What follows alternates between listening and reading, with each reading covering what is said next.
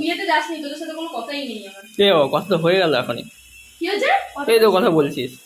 ও হ্যাঁ বলছিল। না ঋষিতা করছিল, আমি এখন বললাম। তিনজন রাঁধুনি। আর এটা কি আলু পোস্ত নাকি? হ্যাঁ আলু পোস্ত আর এখানে যে চাটনি। তুই কোথায় আছিস? এই গল্পটা বলে যা। আরে স্নান করতে গল্পটা বলে যা। যাচ্ছি যুদ্ধ করে নামলে ট্রেনে মধ্যে প্রাণটা হাতে আরে কেঁদে লোকাল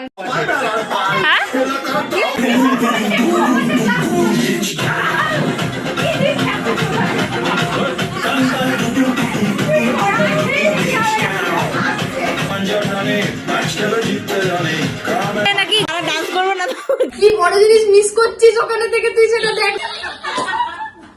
আমাদের স্পেশাল খাবার মাংস দারুণ। কে রান্না করেছে দেখতে হবে তো।